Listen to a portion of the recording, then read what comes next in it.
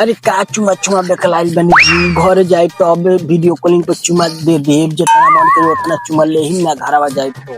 जे घसगरिया में चुमा दे ही रहुआ के जे दीदी बानी रहुआ मांगत नहीं चुमा।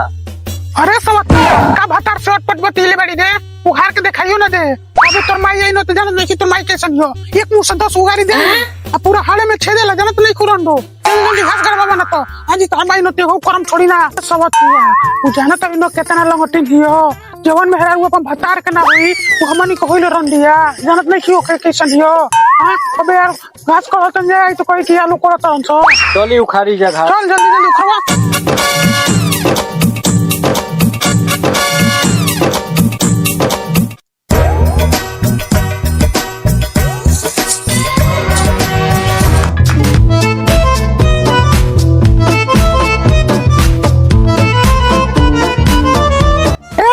खेतवा भेजल है खेतवा जाला किनारे जानी हे लगन जाला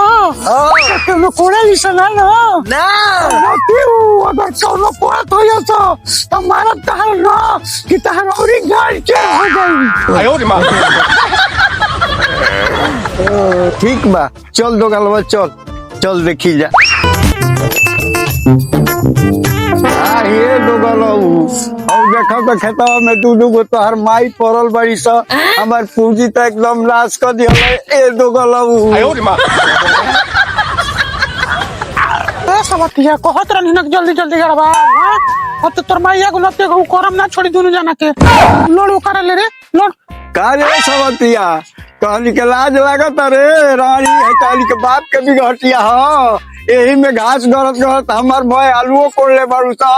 हाँ फुकटी में ले जाता रू सा का जी दीदी हमनी के घास गरत नहीं जाके आपके आलू करत ने काहे से हरा हगरिया बतानिया हमनी के बुझात नहीं के पूजी लगाइले बानी काहे तेरे हरा हगरिया बतानी हमनी के इज्जत बाटे अगर तने नत करियाई अरे वाह रे इज्जतदार बनल बड़ू तू ढेर हमारा ले अभी तो छोटका के लिया के आई बानी बड़का के ले आई रही न तो तारा के उड़ाट पुलाट के ही जे तारा के नंगटा कोई आ यही तरह जान लो तू है लंगड़ा के ले आई बानी आ ये तारा के उड़ाट के बाजी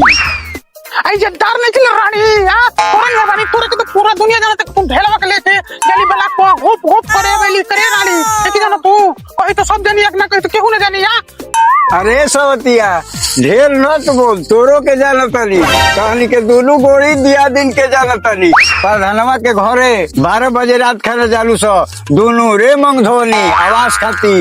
अबे तोरो मंगिया हम धो दे साल भर सुतली प्रधानमा के संगे घोप घोप करवैली तबे न सानु परवा एक मंडली खाई बड़े मंग धोनी तारी माई की चोदा हम माई के करिए मारा दिया जीबू आयो रे मां।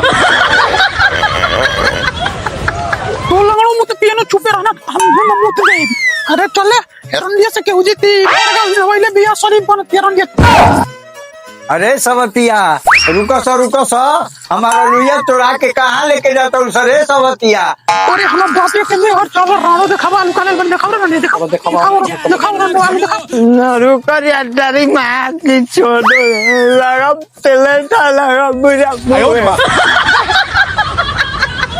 सवतिया अरे भुकुना थोड़े भी किनारे लाई तो भाई मग धोनो आयो रे मां।